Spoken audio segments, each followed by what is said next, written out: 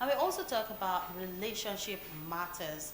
So today on Family Pride, we are going to be looking at the topic mistakes desperate singles make. The mistakes desperate singles make. Now, if you're single, you don't have to be desperate. So we're going to be looking at what mistakes or the mistakes that they make simply because they are single.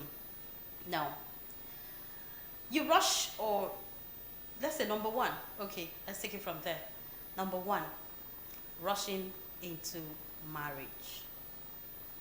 Because your friends are getting married, you want to be among. You want to follow the trend.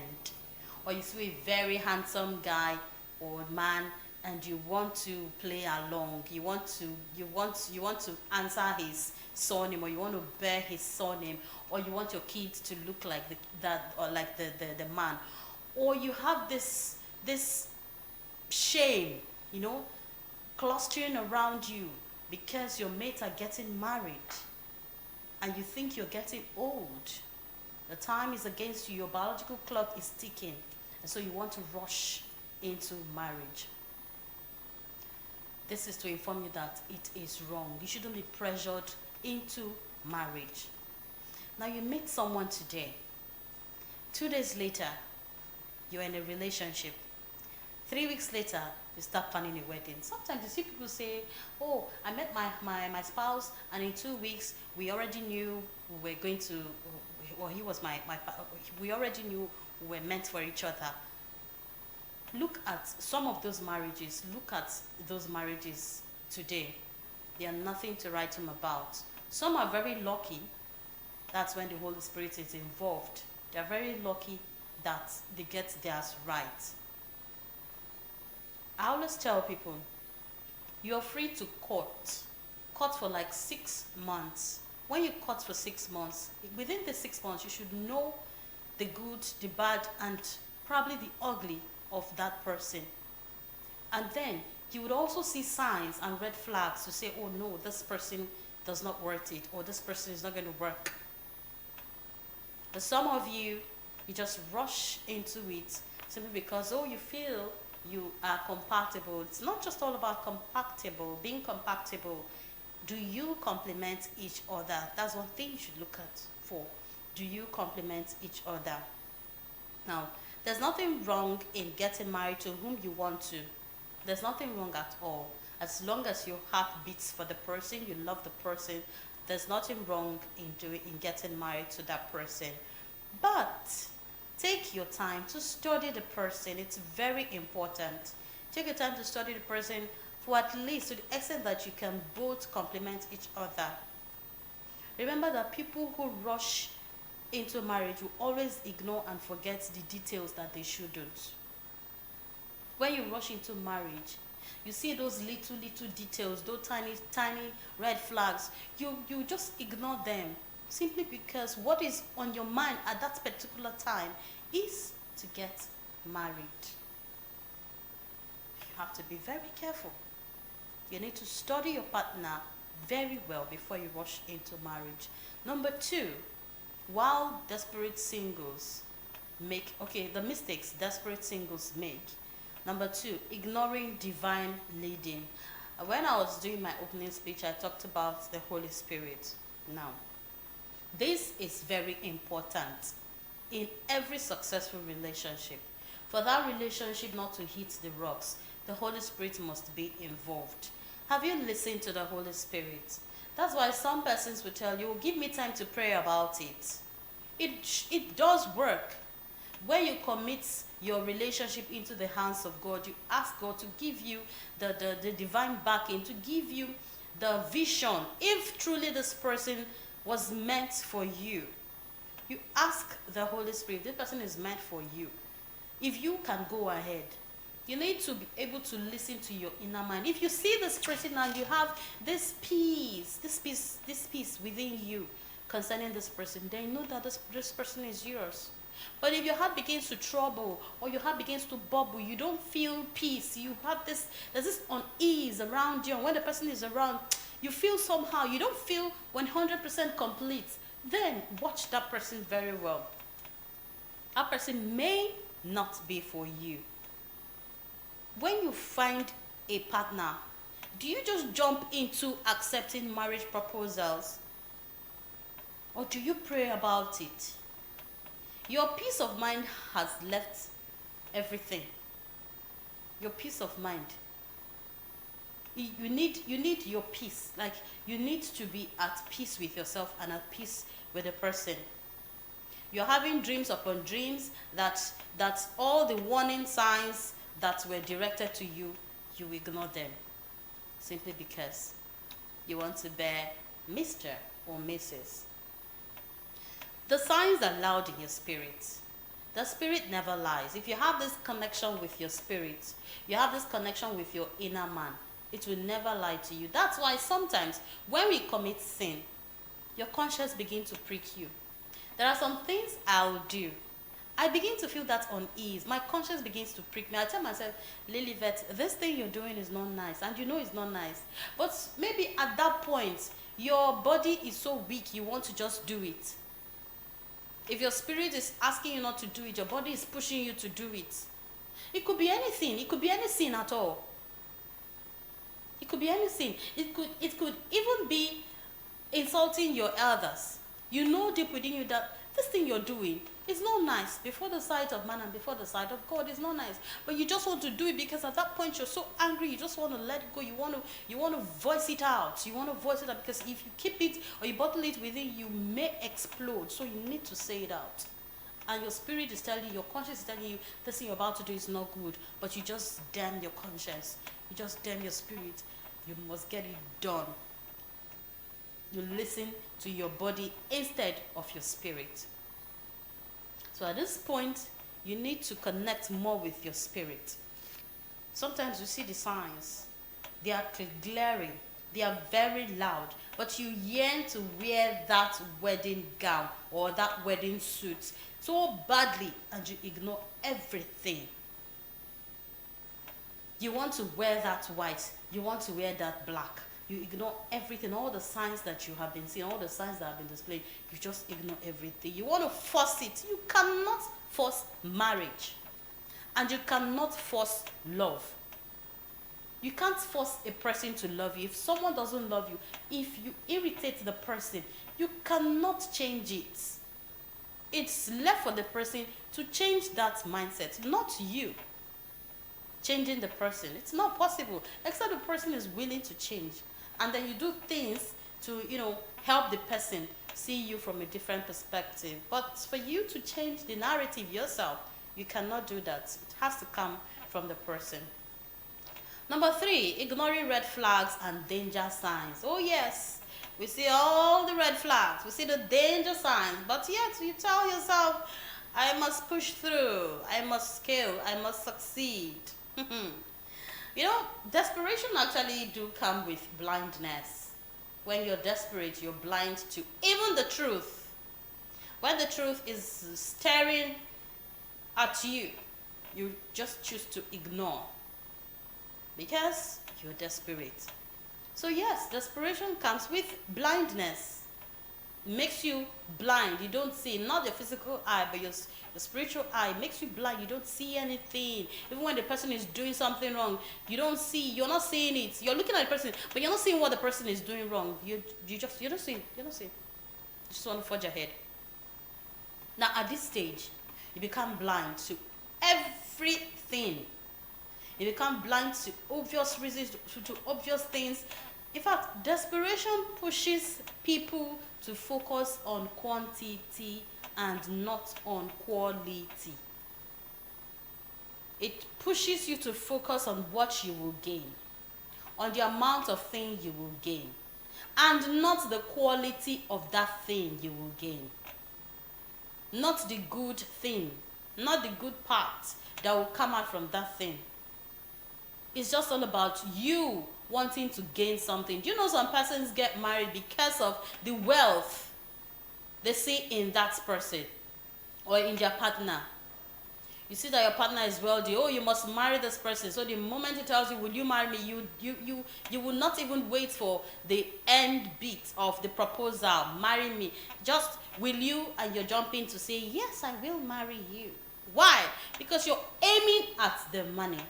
You're aiming at the luxury. You're aiming at the wealth. What you stand to gain in that relationship or in that marriage, that's what you're aiming at. You're not aiming at your peace of mind. You're not aiming at the love. You're not aiming at care. You're not aiming at protecting your heart. You're not aiming at raising a godly family. You're only aiming at what you stand to achieve in that marriage. That's desperation. Now you're a man and he's hitting you, or you're a lady, he's hitting you so hard at every little provocation, he's hitting you and you're shouting, love is blind. Of course, love is blind. I agree with you.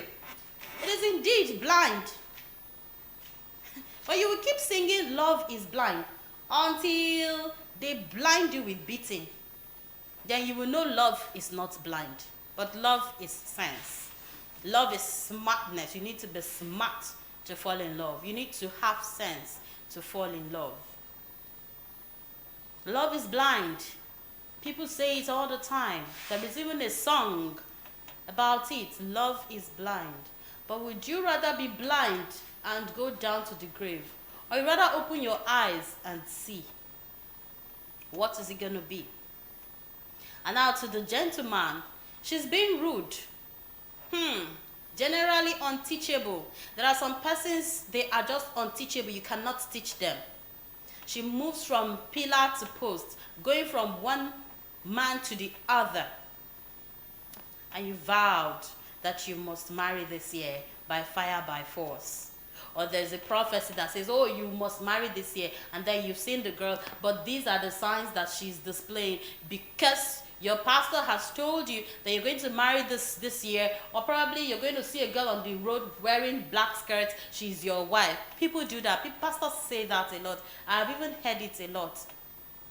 The next person you're going to see in that bus, that is your husband. Even when your spirit is telling you, this person is not, no, it does not compliment me. But because your pastor has told you and you don't want to disappoint your pastor, you go ahead by fire, by force. Or your pastor has told you, oh, this year will not pass you by, you must marry. So the year is already winding up. And then you see a girl. The next thing you just tell us, okay, any girl that comes my way, I will marry the girl. Whether she compliments you or not, you do not care. What you are after is that word that has been said that you must marry this year. You're doing as if you can't see the signs. You just shut your eyes because you must marry this year, and then marry it shall be. Don't force yourself. Don't pressure yourself. And believe you me, not all pastors that say you must marry this year are telling you the truth. You have to be very smart. Don't forget that some of these pastors, they are human. In fact, all these pastors are human like you and I. If the Holy Spirit tells this pastor that, oh, tell this daughter of mine that he or she is going to marry at the end of this day, tell the pastor, let our same Holy Spirit come and minister to me. We are all children of God. Let the Holy Spirit minister to me. Give me that peace. When I see this person, let the peace be there. Let the peace. If nothing supersedes peace. If you have peace of mind, you can do anything. Marry a person that when you speak, the person listens to you. It's so painful that you tell your partner something. Let's say you tell your partner to pull down a post. A partner tells you, I'm not going to pull it down. And you know that post is offensive to you, your partner, and even the person that the post was made about. And you tell your partner, oh, this is not right. Please pull it down. Your partner tells you, I can't pull it down. You will feel bad because your partner doesn't listen to you. You don't have a partner that listens to you. Or you go outside and you give your partner eye signs. Your partner will not be able to read the eye signs. Sometimes everything must not be words. Everything must not be vocal. You can use your finger, your leg, your eye, your body movement to give signs to your partner. These are partners that understand. They read the signs. Is that the kind of partner you have? Or the kind of partner you have is the one that you have to scream the heavens down before they listen to you. Sometimes they tell you your opinion doesn't matter. Even in public, they tell you your opinion doesn't matter. If your opinion doesn't matter, then why are you the wife? Why are you the husband? Remember that when two of you come together, you are no longer two, but you are one. So if you're one, whatever scratches this eye should scratch the other eye.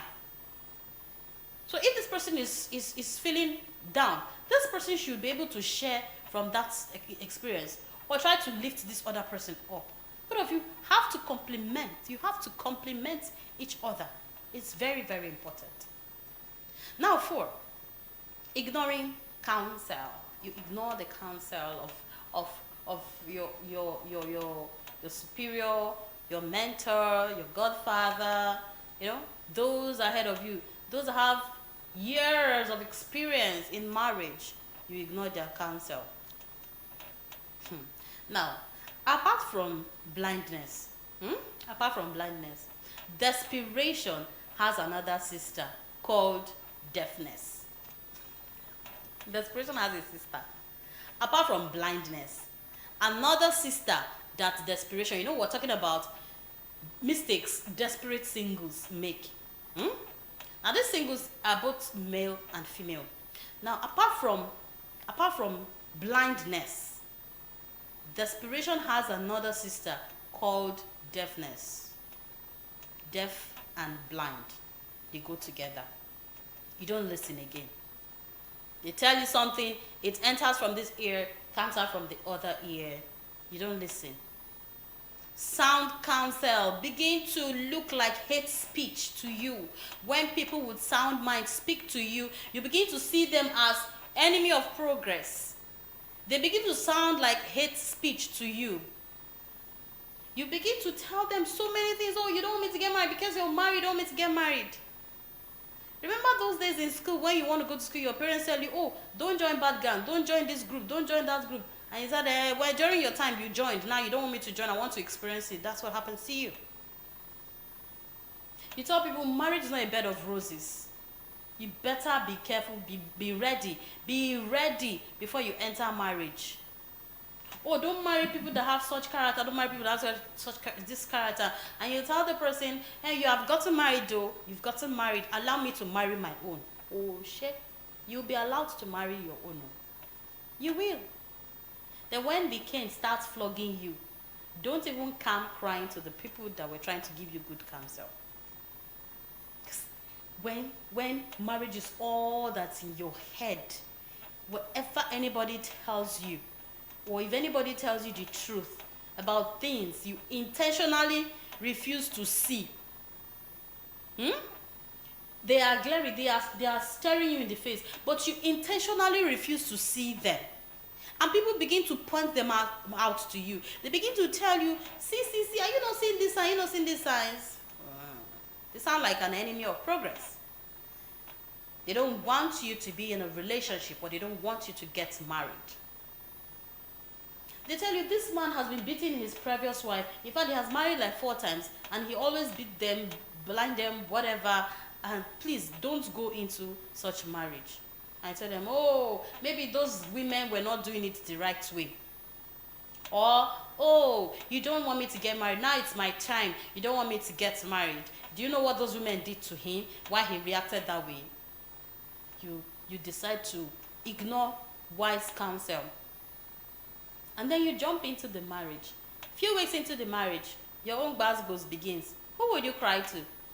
He will become a laughing stock. People will laugh at you. They will mock you because they warned you. Because desperation, that is the father of blindness and deafness, got into you. You refuse to listen. And then finally, being too available. Being too available. You're always there. You're always there. Whenever they turn their neck, they see you. You're just like okra and vegetable. There's no time you go to the market, you don't see okra or you don't see vegetable. You're always available. You're not yet married. Not yet married. But you practically live with each other in the same house. That's desperation.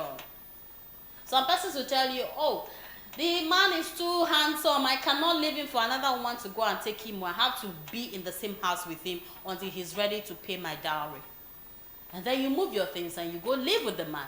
You both live like husband and wife. Whenever he wants you, just a call, and you make yourself available, ha, brother, sister, accord yourself some respect. Self-dignity should be your watchword. Do not be too available. Do not be too available, because it causes something they call see finish.